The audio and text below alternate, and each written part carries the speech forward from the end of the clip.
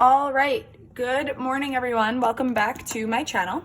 Today we are going to be multiplying polynomials. We are building off our lesson yesterday of adding and subtracting polynomials. And in your do now, you're just gonna recall those definitions in terms of what it means to have the degree of a polynomial, the leading coefficient of the polynomial, and writing the polynomial in standard form. I suggest that you pause the video at this time and try your do now, which you can see I've completed, and then you guys can resume. Okay, so for today's notes, we're gonna start with just understanding the concept of what it means to multiply two terms that have exponents. So here we have, well, first we have a note that says when you multiply terms with exponents, you add their exponents together.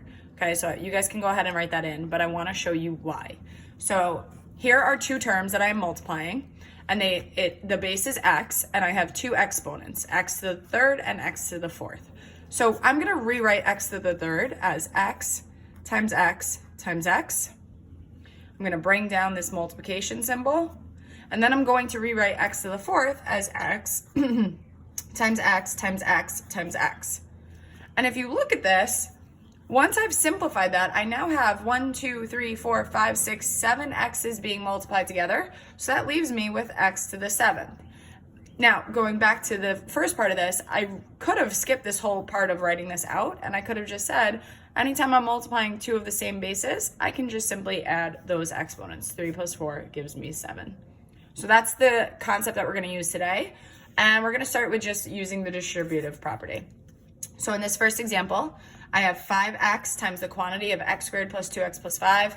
I'm going to distribute this 5x throughout this quantity. 5x times x squared, well, that's 5 times 1, which is just 5. And this is x to the first times x to the second. I can add those exponents, 1 plus 2, and I get x to the third. For the next part, I have 5x times 2x. 5 times 2 gives me 10. X to the first times x to the first is going to give me x to the second. And then for the last part, I have 5x times 5. Well, 5 times 5 is 25, and I just have x. So that is an example of using the distributive property and adding the exponents when we multiply. For the next one, we have 2x to the third times the quantity of x to the third plus 3x squared minus 2x plus 5.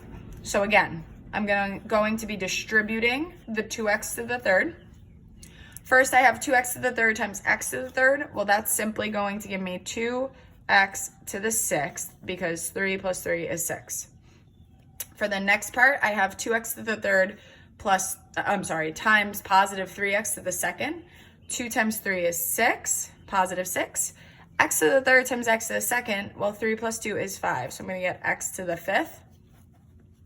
Then I have 2x to the third times negative 2x. So that's going to give me negative 4x to the fourth because 3 plus 1 is 4. And then I have 2x to the third times 5. That's going to give me positive 10x to the third.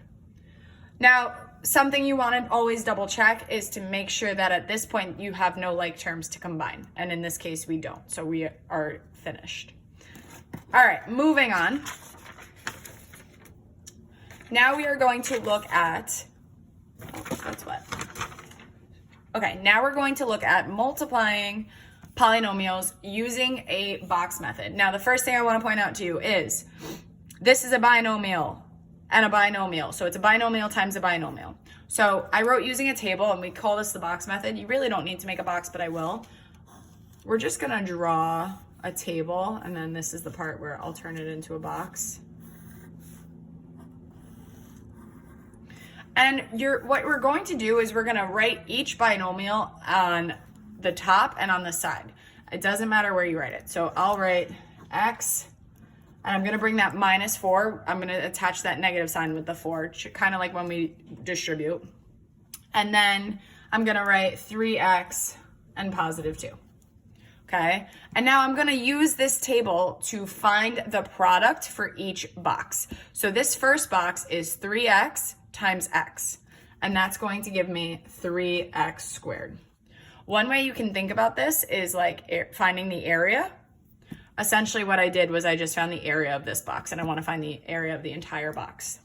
For this box, this is going to be 3x, and up here I have negative 4. So 3x times negative 4 is going to give me negative 12x. For this box, I have 2 times x. This is x up here, and that's going to give me 2x.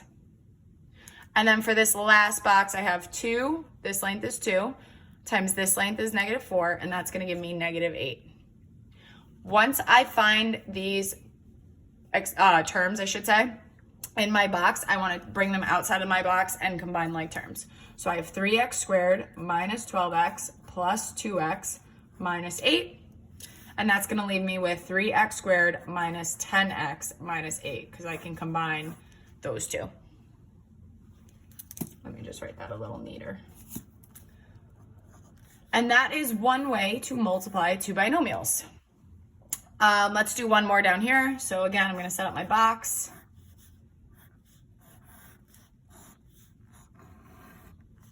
And up here, I'm going, I don't like my box. Let me fix that.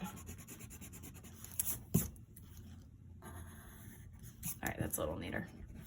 Okay, so we're gonna have a and positive 3, and then here we have 2a and positive 1. So I'm just writing the binomial on the top and on the side of my table. 2a times a is 2a squared. 2a times 3 is 6a. 1 times a is a.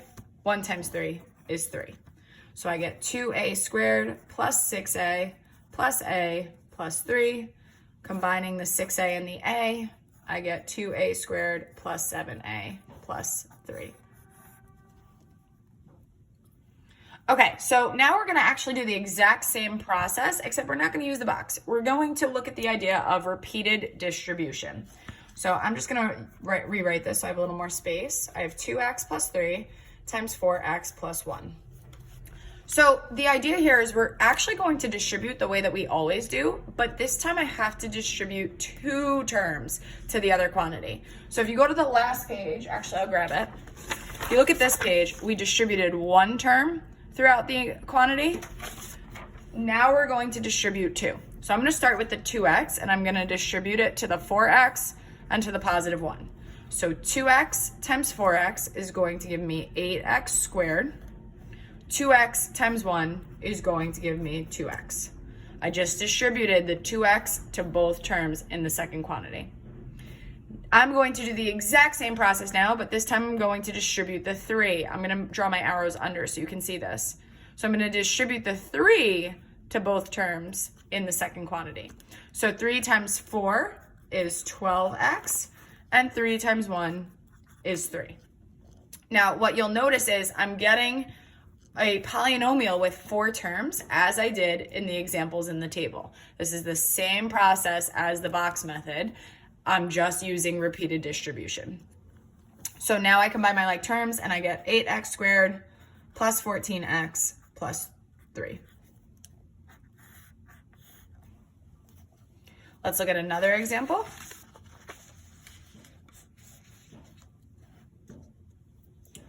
So I have x plus 4 times x minus 7. So again, I'm going to start by distributing the first term.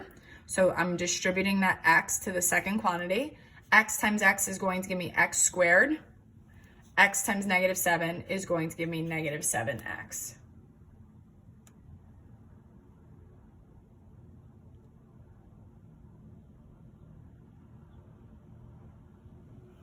Now I'm going to distribute the 4. 4 times x is going to give me positive 4x.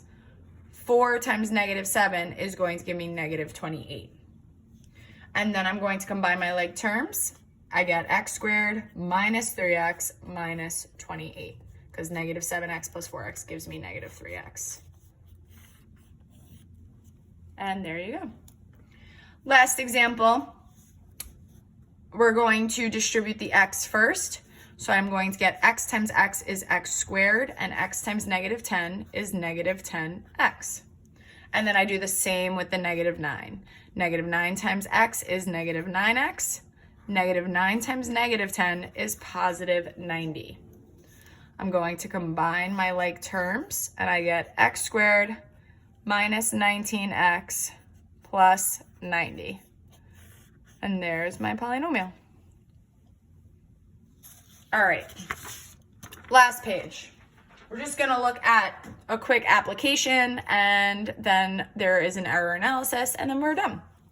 You are designing a rectangular skateboard park on a lot that is on the corner of a city block. The park will have a walkway along two sides. The dimensions of the lot and the walkway are shown in the diagram.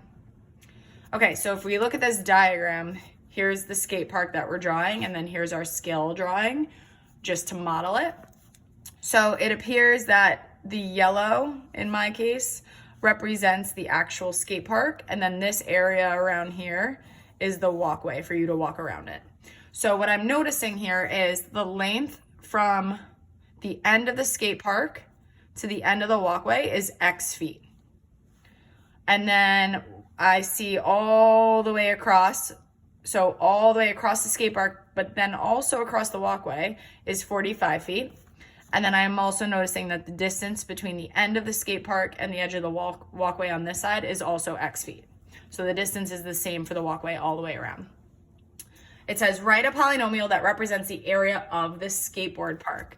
So what's interesting about this is it's not asking for the walkway included. It's just saying the skateboard park. So just this yellow area. Now, let's kind of redraw this. Let's take out just the skateboard park, okay? Here, we were told it's rectangular, so we're dealing with the area of a rectangle, which we should remember to be length times width. Now again, the length up here is not going to be this whole 45, because this 45 includes the length of the walkway. So the length up here is gonna be that total 45, but I'm gonna subtract out the length of the walkway, which is X, okay? And then same thing for the width. The width, if you look over here, the entire width here is 33 feet, but that includes this part of the walkway. So for the width, I'm gonna take that total of 33, but again, I'm gonna subtract out the walkway, 33 minus X. So when we write a polynomial that represents the area, so this is part A, we're gonna have A equals the length, which is 45 minus X, times the width, which is 33 minus X. And then if you want, you could do A equals length times width, because that's what we just plugged in. Okay, so now we're gonna use that same skill we just talked about. We're using repeated distribution. So we're gonna do 45 times 33, and that's gonna give us 1485. Then we have 45 times negative X, and that's gonna give us negative 45X. And now we're gonna distribute the negative X. Negative X times 33 is negative 33X.